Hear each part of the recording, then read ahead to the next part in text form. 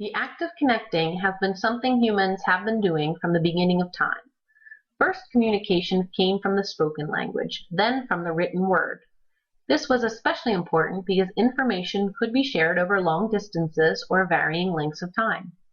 With the invention of written word, information could travel by foot or horse or plane or train or automobile. Information could also travel via carrier pigeon.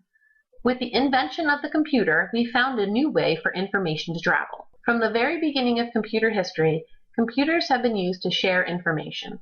This process started as individual computers sharing information directly with its user. However, very quickly, people saw the need for computers to share information with other computers and other users in different areas. This was the basis for computer networking. Computer networking is simply the connection of two or more computers to each other. The ability to network has been something people have been working on since the invention of computers. One of the first ways used to connect computers was through wired connections. A LAN, local area network, was used to connect computers to each other, but had distance as a stumbling block. They were wired and could only stretch as far as the cables. However, this obstacle was soon overcome. In the 60s, the most widely used form of communication was the telephone. AT&T was a major provider of telephone communication and worked to develop the ability for computers to communicate over telephone lines, as well as people talking. In the 1960s, AT&T designed the first commercial modem to convert digital computer data to analog signals for transmission across its long-distance network. With the invention of the modem, one of the first networks invented was for the use of airlines. In the 1964, IBM's Sabre reservation system linked 2,000 terminals in 65 cities to a pair of IBM computers, delivering data on any flight in less than 3 seconds. The next major step in computer networking came from the U.S. government. In the 1970s, the Department of Defense got involved. The agency saw the use in having information in computer in one location, but being able to reach that information in another. It also saw that the computer network could still be in effect if one node of the network came offline.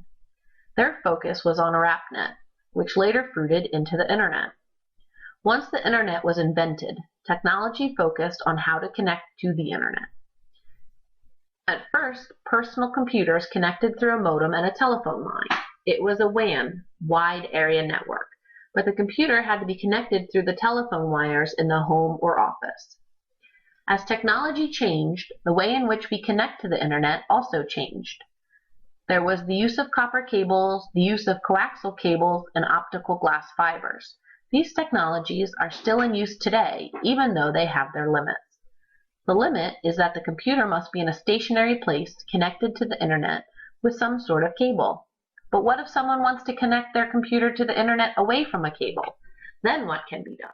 And here's where we need to discuss cellular phones. Not only did people want to connect to each other via computer in places they didn't have access to, but they also wanted to connect to each other via telephone. The history of the mobile phone has its own place, but for our purposes, as internet technologies grew, so did mobile phone technologies. Mobile phones used radio channels and then cell towers to communicate. As the cell frequencies improved, mobile phones could develop into what we call smartphones.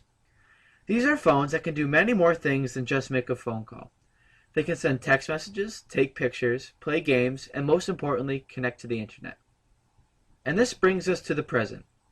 Presently, we have smartphones that can connect wirelessly to a cell tower and provide the internet to the smartphone.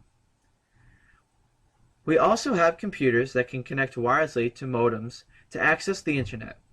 But what do we do when the computer is not close to a modem and therefore cannot connect to the internet? But our smartphones can connect to the cell phone tower and therefore connect to the internet. And how do we get the internet on our cell phone onto our computer? The answer is that we tether the cell phone to the computer. This essentially turns the smartphone into the modem. The computer uses the smartphone to get to the internet.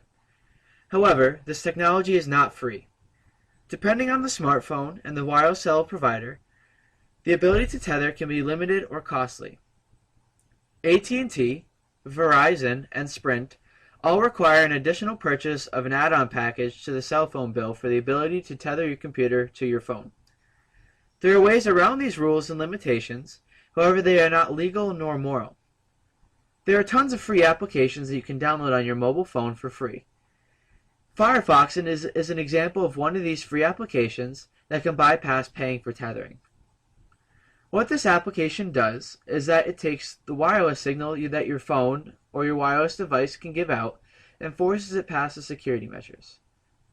The fact still remains that the world and everyone in it has seen tethering, used it, or heard of it. Tethering is such a useful technology, and it can be applied in any number of places and can be used in any number of devices. Imagine sitting in your living room when your phone goes off. When you check it, it's your fridge saying you are low on groceries, and that has ordered the list you put into the fridge app on your phone.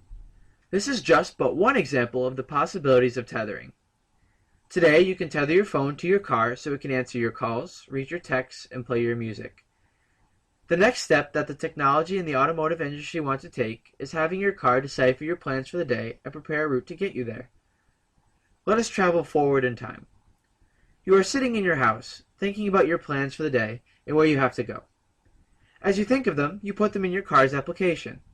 When you get to your car, it tethers to your phone and reads what you have said in the app. It then starts to make a route that will get you to each place on time and executes that route. This is not that far off. Today, you can tether your phone to your car to answer your calls, read your texts, and even play your music. Tethering is one of the most versatile technologies we have access to today, thus making it one of the most influential and life-changing technologies of our time.